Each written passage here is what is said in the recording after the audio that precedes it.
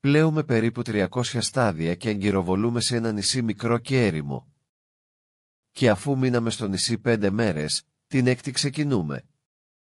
Και την 8η διακρίνουμε πολλούς ανθρώπους να τρέχουν εδώ και εκεί πάνω στη θάλασσα, που έμοιαζαν με μας σε όλα και στο σώμα και στο ανάστημα εκτός μόνο από τα πόδια. Γιατί αυτά τα είχαν κατασκευασμένα από φελό. Γι' αυτό το λόγο μάλιστα, νομίζω, και ονομάζονται φελόποδες. Απορούμε, λοιπόν, βλέποντάς τους να μην βουλιάζουν, αλλά να μένουν πάνω στα κύματα και να βαδίζουν χωρίς φόβο. Και αυτοί μας πλησιάζουν και μας καλωσορίζουν και μας λένε στα ελληνικά ότι βιάζονται να φτάσουν στη Φελό, την πατρίδα τους.